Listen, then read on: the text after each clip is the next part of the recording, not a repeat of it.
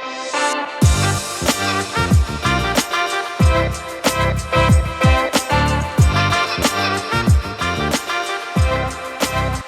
everyone, welcome back to the Intelligent Conversations podcast. Today I have the honor to speak with Yvonne DiVita. Yvonne is the founder of Nurturing Big Ideas. She also is the former founder of a pet blogging community and helped raise $100,000 for shelters across the U.S. So, Yvonne, thank you for taking the time to come on today. I've been looking forward to this. But I usually kind of like to get kind of a feel. When I was reading your profile, I kind of got, learn more about you. I realized you kind of are into like the charity work, you're into the writing field, those type of things. I want to kind of ask you this question to start. What was like that initial draw there? What kind of got you into that? What was the starting point? Well, I go back to my sixth grade. So in sixth grade, my teacher brought me up after class to give me one of my assignments. And the assignment was to write a story. Write a story about anything you wanted to. And she gave it to me and had an A+ at the top. And I'd never in my life gotten an A+ at that point. And she also said to me, "You're a great writer." She said, "I think you could be a writer when you grow up." And I felt so proud of myself, and it was just something that stuck with me for years and years because I come from a bit of a troubled childhood. So, as I grew, I continued to write. And as I continued to write, one of the things, Josh, that I wrote about was having pets, having an animal, getting a dog. I wanted a dog. That's all I wanted in my whole life was a dog. Just get me a dog, please. And finally, I got a dog when I was 12. And I'll tell you, that dog went everywhere with me except school. They wouldn't let her come to school. But my friends knew that if they invited me to their house, that my dog was coming with me. So, as time went on, I studied writing. I wanted to be a writer. I got some writing published. I was a columnist for a while in our local paper. And then I discovered print on demand. And this was 2005. Nobody else knew what print on demand was. I decided I wanted to write a book about marketing to women online. And I was going to use print on demand. And so I did, and I hired the most prominent print on demand publishing company at the time. And they did a poor job. And that's being nice. I'm just going to be nice and say they did a poor job. And so I said to myself, this isn't right. Authors shouldn't have to go through what I went through to publish a book that I felt was important in the marketplace at the time. And I needed that book to be out during that time and not 2 or 3 years later, which a traditional publishing offer would have meant. So I looked around and I said to my husband, maybe we could start our own publishing company. And we're like, do we know how to do that? No, but let's figure this out. So we went around, and the first thing we did is we started interviewing printers in the local area. And we went to one printer, and Josh was sitting in the conference room waiting to meet with him. And it's wall-to-wall bookshelves with books. And isn't my book sitting on the bookshelf? And when he came in, I said, "You have my book on your bookshelf." He said, "Oh, yeah, those are all the books that I publish." So my publisher was using that printer, and so I said, "I'm in. I've got my printer now." I hired someone to build me a business plan, and when I got a loan, started my publishing company. And I started helping authors publish their books using print on demand without going through the absolute horror that I went through. And over the years, I continue to be animal focused and focused on helping shelters and rescues because that's my passion. I was actually a former veterinary technician. So when this young woman came to me and said that she wanted to do something with me, because I had a pet blog. I had a pet blog that I had pitched to Nestle Purina, and they bought it. They said, "Okay, we'll sponsor your pet blog." When she came to me and said, "You and I should do something together," because she was writing a blog and she's a PR person. So she and my husband and my daughter and I got together in Ohio. She lived in Ohio. And we talked about what would we do. So we decided to have a conference for pet bloggers. people that we felt were underserved in the market. Again, trying to help them accomplish their dreams and their goals by teaching them better writing, better photos, how to talk to the brands that they wanted to work with, and all of that. So we started a community called Blog Pause. It's in my cup. And this continued my writing career because I was the person helping people learn to write better. And I was also in charge of bringing in the speakers and the presenters. And we would bring in keynote speakers that would come in pro bono. They would not take a fee. They would allow us to donate their fee to a shelter or rescue.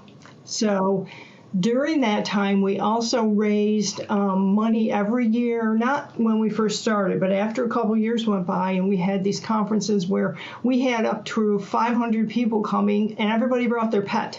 So it was all pet friendly. And towards the last 2 or 3 years of Blog Pause, we raised funds for service dogs in police stations for vests, because service dog vests are very, very expensive and not all dogs have them. So wherever we were holding the conference, we would raise funds and present it to the dog during the conference. So Blog Pause was then acquired by another company, which was subsequently acquired by PetSmart. And at that time, Tom and I, my husband and I, we decided that, hey, we've been doing this a long time, but we miss doing books with people who are writing books. So we retired from Blog Pause and we went back to helping people write books. And in the meantime, of course, Amazon took over the print-on-demand world. Not that there still aren't other companies out there doing it, but we saw how powerful Amazon was with their Kindle Direct, and so we worked with authors to write their books, and then we helped them get it up on Amazon Kindle. That's cool. Phenomenal story, by the way. That's kind of how you talked us through how you were originally in a writer, right, in that mentality, doing the print-on-demand stuff. Then you transitioned and kind of became obsessed, right, with your passion stuff, and then you went back to it. That's just, man, that's an awesome story that you shared there. And I just kind of a question that I think maybe some people, maybe if they're non-author or something, what's print on demand, right? What if, I know it's a pretty basic question, but what's print on demand? Well, here's the thing, and I'm glad you asked that question, because people don't know what print on demand is. They have this mistaken belief that it means the publisher will print a book when someone buys it. So when you go to Amazon and buy a book, the publisher prints it and mails it to you. This is not what happens. Print on demand means you are in charge of the book because you're the author. When you put it up on Kindle or work with another print-on-demand company, they generally print 5 to 10 books and keep them in stock, so that if Josh goes on to buy my book, they have one in stock to send Josh. If the book is very popular, they will print more, 20 books, 50 books, whatever it is. When they get low, they generally put something up on the website, and you'll see it on Amazon, soon out of stock. Order today. That's just Amazon's way of trying to get you to spend money, because you can come back tomorrow and order it.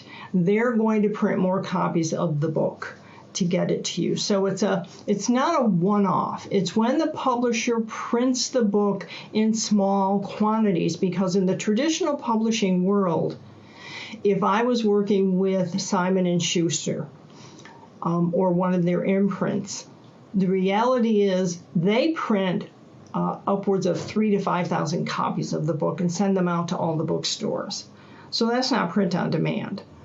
And so when people want to have what we love about print on demand, and people want to get a book out quickly, again, traditional publishers take a long time to get a book out. You can get a book out in under a year if you're using print on demand in self-publishing.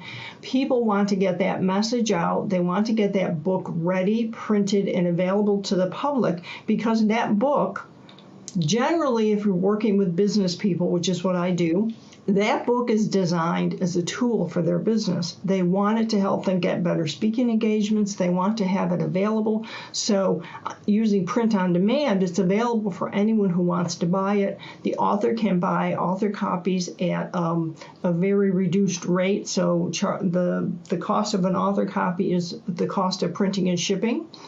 And so you can have a box of books at home if you want to give out signed copies, or take on the speaking tour, or sell in the back of the room if you're doing a local event. It's just an easier way to do publishing. Yeah, thank you for giving that definition. I think that will help some people kind of understand what print on demand is. And I didn't actually know this, that they kind of kept a smaller inventory behind the scenes. I actually didn't know that. I thought, similar thing you were saying, like they just printed it. Oh, someone ordered it. Let's print a book off. No. Think of how that would not be cost effective. That would not be very cost effective for the printer. Being Amazon, here's the other big gorilla in the room that people don't know. The average author only sells 250 books. So Amazon's not going to print those 250 books. They're going to print 5 or 10 copies and have them there. And if that book isn't selling well, they'll just sit there until someone buys one. So what would you say it takes to, be a successful author, so then you can get, at least like hit the average, that 250 copies? What would you say? Well, you want to do better than that, obviously, if you're writing a book. So we'll separate fiction from nonfiction, because fiction is a different animal. And in fiction, the author needs to sell copies of books because that's generally how they want to make their living. They're trying to be a writer. And when people think of, wanting to be a writer, that's what they think of. They think of novels. They think of people writing fiction. They think, I'm going to be the next Stephen King, or I'm going to be the next J.K. Rowling, or I'm going to be the next Tolkien. And guess what? No, you aren't. Not likely. It's pretty sure that you are. Maybe you will, and I don't discourage anyone. However, when you're doing fiction and you become self-publishing and use print on demand, you absolutely want to sell a lot of books. Now, let's go to nonfiction. So I work with nonfiction primarily, and the authors of nonfiction books are writing them again for a purpose. It's to serve the business. So they're not looking to make a lot of sales to make a lot of money off of the book by book sales. They want to make money off of the book by including it in a webinar so they can charge a little higher price, by taking it on the speaking tour and selling it in the back of the room, because that way people can read the book and then hire them as a coach or whatever it is that they do. So the book becomes a tool. In the end, will you sell more than 250 books? The only way to sell more than 250 books is to market your book, and that's a whole other ballgame. Yeah, marketing it, especially in today's day and age, right, with the social media, everything, right? Like the marketing game's changed, right? And I mean, there's even audio versions too, right? So now you can... Oh, audiobook is huge. Audiobook is huge. Ebooks are huge. Don't let anyone tell you that people don't read print books. They still do. People still buy softcover and hardcover books. Some people do both. They'll buy the hardcover because they have to have that touchy-feely thing, but then they'll buy the audiobook so they can listen to it when they're hiking or whatever it is that they're doing. But yes, we recommend people get audiobooks and ebooks. The audiobook especially, I've actually found kind of something similar in my life. I'll take like a book out, right? And then I'll also listen to the audio simultaneously as I'm reading it, because I know that's how you learn, right? It's the more senses you can engage, the faster you can learn. I'm glad you said that. Yes, you learn, and you also learn by hearing and writing by taking notes. So write in your books. I recommend everybody write in your books. I think that's true too. Write notes. I'll actually admit this. I'm horrible at taking notes though, so I need to maybe get on that train. But especially right when I was in school and stuff, I just remember I would be like, I don't really want to take notes. There's just, I don't know. I learn really well just listening, but to your point, right, the more senses you can engage. Yes, and it doesn't have to be a paragraph. It doesn't even have to be a sentence. It can be a couple of words, but underline something important, put a couple of words there. And that way, it's helpful to do that, especially if you're the author and you're speaking, so you can go into the book and look at places where you've noted that you want to talk about. The other thing is for the readers to mark places where if they're going to an event where there's a speaker and they have a question, they can ask the speaker and they can open the book and see where was that question. I got to find that. So underline, mark up your books, write in your books, use them as the tools that they're meant to be to teach you something. No, I agree. And I'm going to kind of like shift gears real quick. I don't remember the exact number, but I know it's low. But I remember hearing something that the average American reads one book a year, which I think, I don't know, is that low? Is that something that... I don't think it's that low. And I don't think there's a way to say the average American does anything. So what happens is there are studies that will say people only read 1 or 2 books a year. And then there are studies that say people read 6 to 10 books a year. And in the end, I will tell you that successful people in business read more than that. They read maybe a book a month. Some of them read a book a week. And to be a leader, you have to be a reader. I like the play on words there too, right? Reader and leader. That's awesome. And speaking of the reading like every month or every week, I actually set a goal last year. And I just came up short. I was like, let's read a book a week or listen to a book a week. And I think I hit like 38 or something. I was close, but like some of those holidays, I was like, oh man, yeah, that's not going to happen. Or like some books were longer and some books, yeah, just that's kind of what happened. But I guess the question I kind of want to ask is people that don't read, how do you help them? Because I actually didn't read a lot when I was younger, but then as I got older and kind of found that I liked the books that gave me like a point, like, hey, I can actually learn something from this. I loved that genre and like just kind of just dived into that and loved it. Whereas some of my other friends, they like, the fiction or the fantasy, something like that.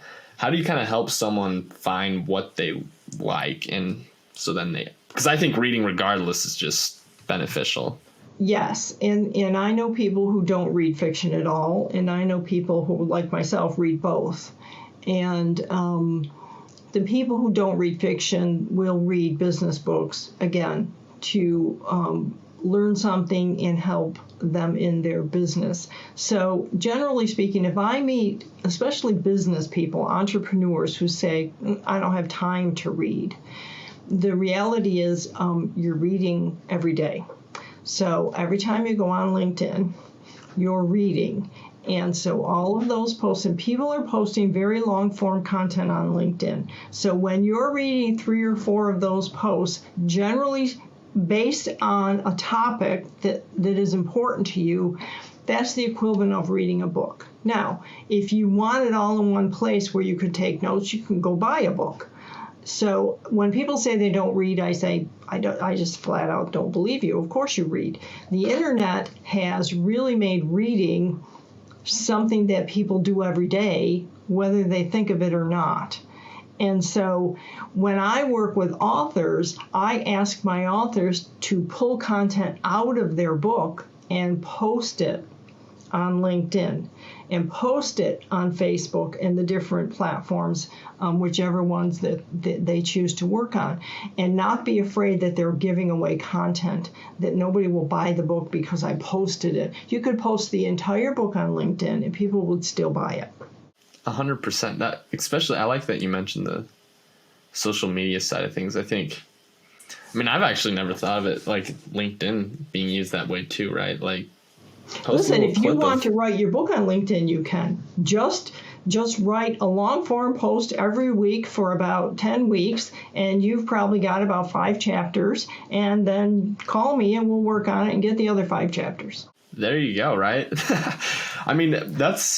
That's kind of true too, right? Every post that we do, as it just gets bigger, and the more posts you do, that's essentially like chapters in your life maybe, or your professional career, and you're sharing it with other people, and if they find it valuable, maybe they'll buy a book from you. And so basically what I do is I help them then fill in the blanks. So sometimes even in the long form posts, there's extra stuff you can put in there. One of the things that I ask authors to put in their books are stories of themselves, things that have happened to them, not just the things that have happened in their business, but tell me a story like I told you about my 6th grade teacher giving me an A+.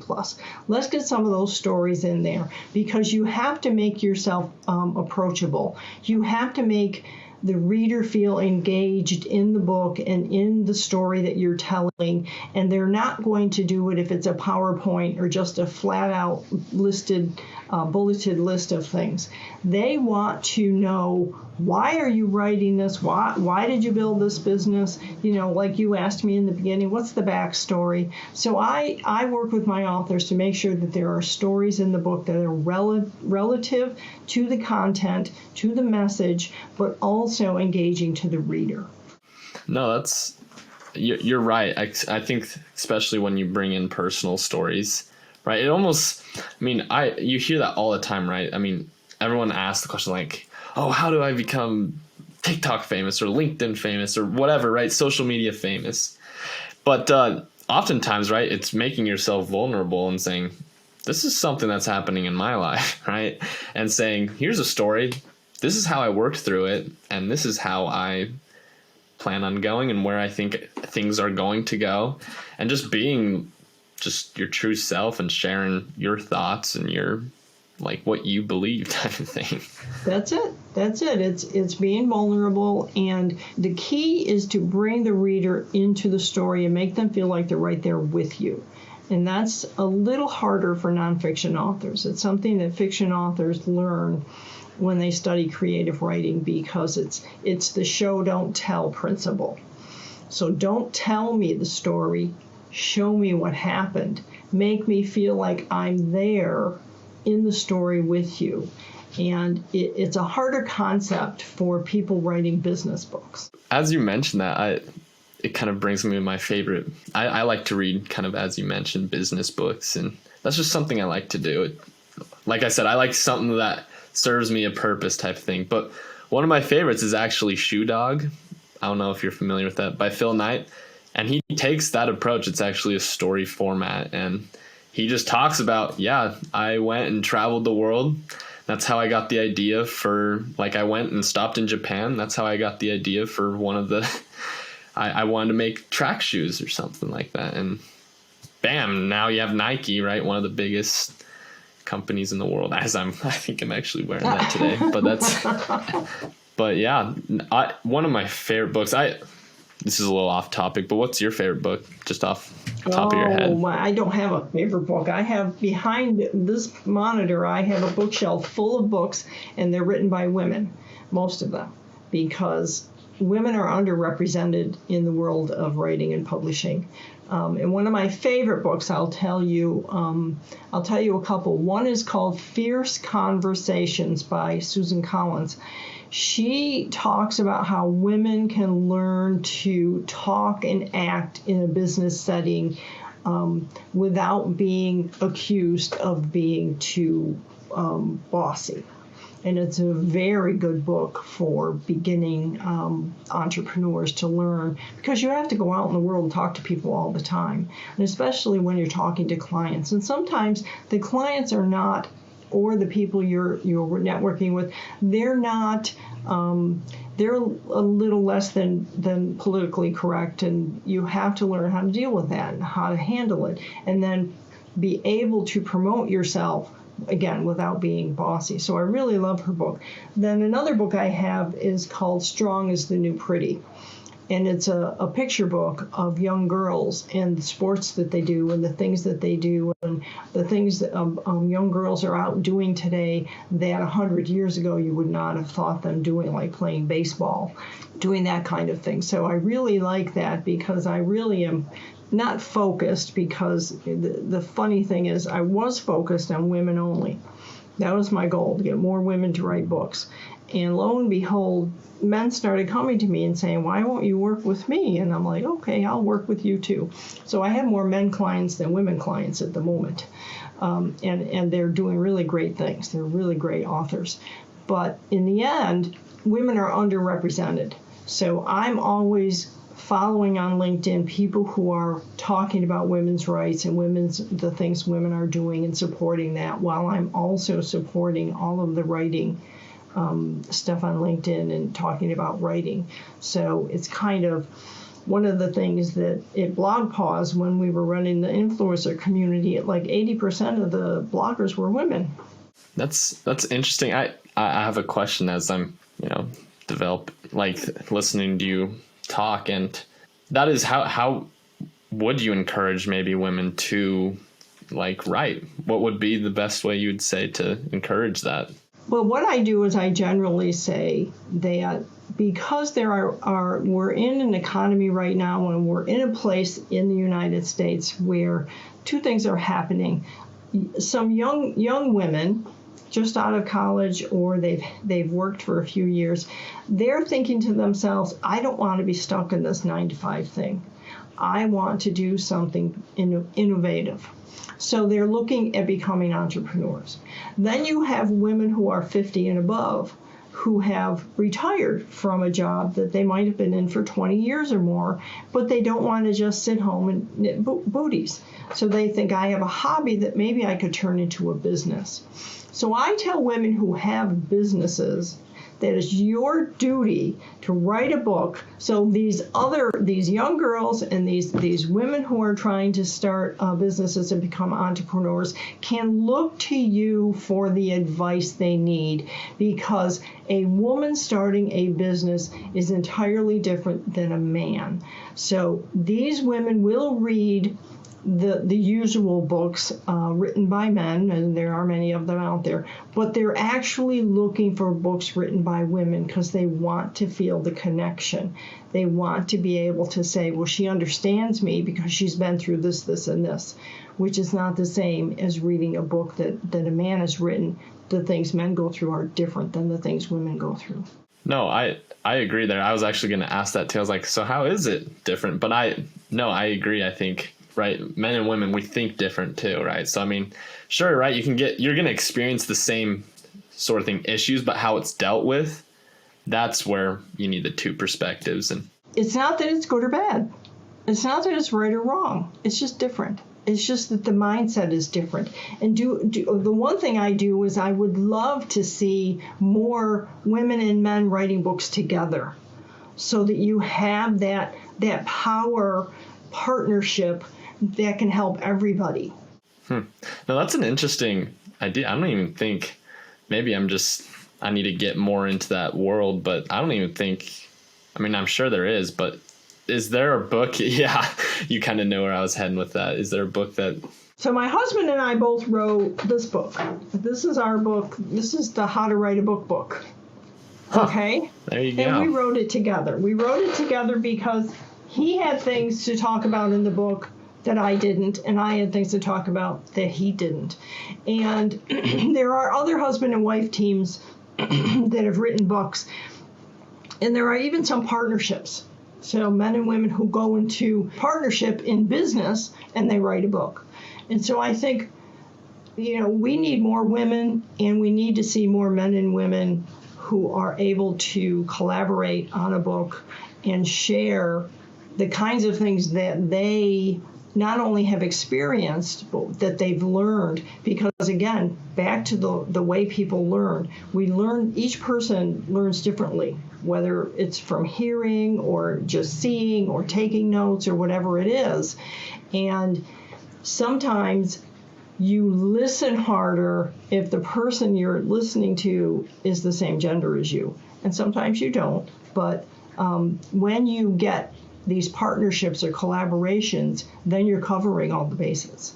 No, that's a fair, yeah, I like that. And I think just the word you use there, collaboration, right, too. I mean, two minds is better than one, right? It's just more ideas are flowing, one. And two, you also have more experiences, right? Everyone that's what kind of the point of my show too, right? Is everyone has those unique experiences that they've done, right? They've gone through that make them intelligent, and they know more than that person in that specific thing, right? And no, it's something I believe wholeheartedly, especially on the collaboration end of things. That's something I think maybe we need more of. We also need more collaboration on people who are younger and people who are older. So that's a real powerful combination. Yes, I think that's like, I don't even know what to say there.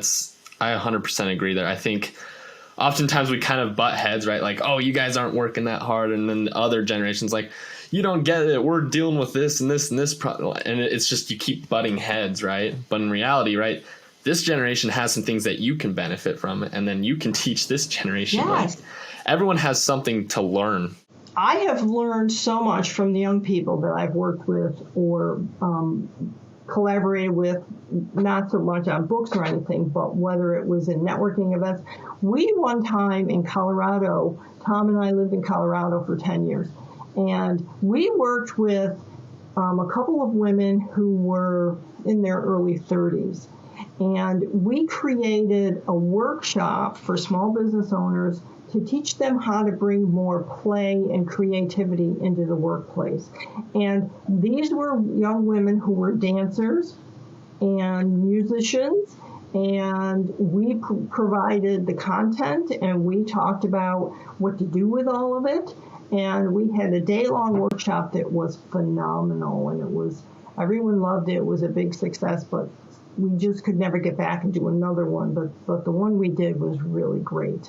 No, again, it's that collaboration. You can learn from other people. Everyone has something that you don't. Yes, yeah. Right? And everyone has something to give as well. Oftentimes, right, you think, oh, I know a lot about this. I'm like, but everyone has something to give as well. Yes. Right. Well, that's the beauty of what I do with my authors, because I actually learn so much from them about their business or their coaching or whatever it is that they're doing. And they learn from me how to tell stories and how to be more engaging, because all of the authors I work with want to speak. So they want to take their book and go on a speaking circuit or go and do keynotes or be part of events where they're speakers. And I work with them, again, on when you're doing the speaking, you have to tell some of the stories. But here's one of the beauties of working with a book coach. I work with them on not putting all of the stories they want to tell in the book, because I want them to have some new, fresh things to talk about when they're speaking to an audience. And so they can share stuff from the book, but, oh, guess what? This isn't in the book, and I'm telling it to you here today. No, exactly right. That's actually something you kind of find with, especially like content creators. They're always wondering, like, they kind of have their peak and then all of a sudden they go on the decline, and they're like, why? And I'm like, honestly, I think you just ran out of stories, right? You just ran out of things that, honestly, people just they just lost interest. It's like when you were on the rise, right? You can tell new story after new story. I was like, oh my gosh, that's like incredible. Like, you built that and you did that, and what? That's crazy. I didn't even think you're that type of person, type of thing. But then as they learn more about you, then you kind of drop off that spectrum. So I guess it's only natural to me to ask, how do you just keep going on that? Well, here's the thing is you need a pivotal story like the one I told about being in 6th grade. That's your story. And then in your head you have all the other stories, and you bring in any other story that fits. So I brought in blog pause. And, whatever is relevant to the networking group that you're at. And when you have a book, of course, they want to hear about the book and they want to hear about you. And so you have to have those 2 or 3 stories that you keep separate. And the truth, Josh, is you can tell the same story over and over and over. You just tell it different. You just change things. You just tell it backwards to forwards. There are a lot of different ways to do it to make it entertaining, to make it worthwhile for the audience, for the reader or whatever. I really like it when my authors tell me a story about this, that, or the other thing, and I'll be like, why isn't that in the book? We have to put that in the book. And they'll be like, I don't know if I can put that in the book. Do you really think it fits in the book? Yes. Here, let's look at the book and see where it fits, and we're going to put it in the book.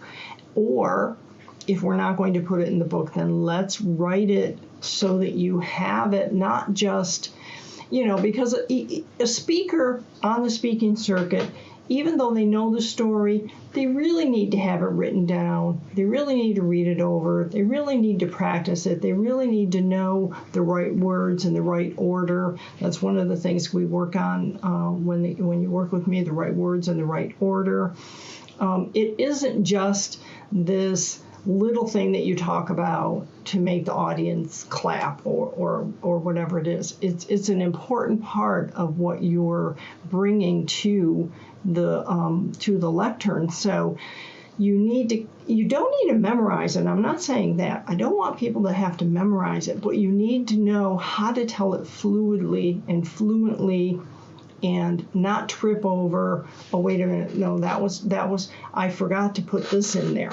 I forgot this part of the story. No. So if you write it down and you look at it and then you're going to be more prepared. That's awesome. And so this is kind of a question I've been thinking of, and I'm going to use it as the intelligent question of the day. And you've mentioned, right, you got to write it down, take those steps in order to be a great speaker. But oftentimes, right, I think everyone knows this, right, if they've been listening to this podcast long enough. You're not going to be the best right off the bat, but oftentimes what may be the hardest thing for them to do is to actually take that first step, to actually go into it, to actually start writing the book, to actually start trying to go and public speak, to actually start. What would be your kind of best advice or encouragement to go out there, take that first step, and achieve, whether it's writing a book or public speaking? Just call me. So here's what happens if people call me. I'm not here to pitch them to write a book. I'm actually here to say, tell me what your big idea is. Because that's where it starts. It starts with a big idea, and everybody has one. So what is the big idea? Next we say, who cares about the big idea? That would be your audience, right? And then we say, how do you find those people? Because that becomes the marketing. So it starts with, think of what the big idea is. Whether it's speaking or writing a book or anything else, there's an idea there. It's a big idea. It's something you want to share, right? If you're going to speak, if you're going to write, you want to share it. Well, why do you want to share it? That's a really big question. Because if you come to me and say, well, I have the biggest idea since ice cream was invented, and it's going to be a bigger bestseller than anything Tony Robbins ever wrote. If you come to me and say that, I say, wow, that sounds great. Here, let me refer you to this other person over here, because I'm not in the business to make you rich and famous. And if you're in the business to get rich and famous, then I'm not your coach. The idea is to help other people achieve something. So if you have that big idea and you want to help people achieve something, then the next step is, how do I get this big idea in front of the people? I say a book is the best way, but maybe you just want to start on the speaking circuit right away. So then you have to figure out, well, where is that? How do I do that? So there's a lot of how-to questions. I actually have a book, an ebook on the site that walks people through the things that they should be doing if they have a big idea. Again, whether it's to start a business or write a book. And the first step is to sit down and ask yourself, why am I doing this? Who is it for? And where are the people? How will I get in front of them? Because that's the biggest question I get from new authors or new writers who want to be authors. They say, well, who will ever read nobody will ever read my book. Why should I write a book? Nobody will ever read it. I'm nobody. Nobody's going to read my book. And I say to them, okay, go to the library. Go to the library for me. walk down the aisle of the genre that you're writing the book in and tell me how many of those authors you've ever heard of. You probably haven't heard of very many of them. And you know what? People still take those books out and read them. Exactly. No, that everyone that's listening right now, that's the intelligent answer of the day. That's good. I think, especially to your point with the last part, right? Not everyone picks up that book, right? Everyone has different needs. Everyone has different wants. I think oftentimes we come in with that mindset of, oh, well, I'm going to serve everyone, right? This is better than sliced bread type of thing. But the reality is you're only going to serve a certain group of people, and those people are going to get the most value out of it. So understand that again, back to the library, if I'm going to the library for a certain kind of book, I'm probably going to take out 3 different books, all by different authors. So don't tell me they won't read your book. They will. No, exactly. And that's a great way to cap it off there. But I hate to wrap this up. I've learned a lot, but you've mentioned kind of, I know you have your business that helps, authors and that thing. I know you have some books out there. You kind of showed us there as well. What's the best way people can find it, reach out to you, and get a hold of you and learn from you? What's the best way? The best way is to connect with me on LinkedIn. So just go to Yvonne DiVita on LinkedIn, connect with me. You'll see that I post a lot about writing and publishing. I am not hiding anything. If you want to know how to get a big publisher, I can tell you how to do that. If you want to know more information about self-publishing, I write about that all the time. My site, Nurturing Big Ideas, has a blog where I write a lot of this content also, because I believe in giving away. The more you give away, the more you give back. So finding me on LinkedIn and then going to Nurturing Big Ideas and reading the blog. I also have a podcast there, video podcast, where I interview smart people. It's called Smart Conversations. So Josh, you'll have to come on my podcast next. I would love to.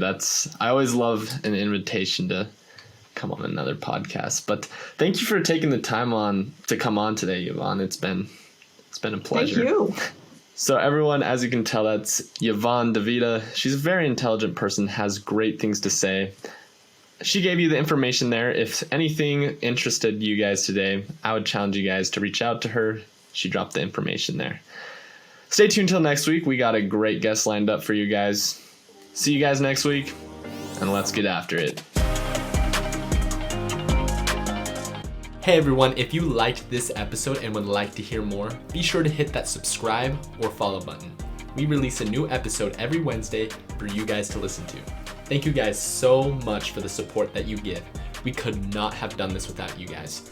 If you would like to be a potential guest on the show, check out intelligentconvos.com and fill out the form there. Thank you guys again, and let's get after it.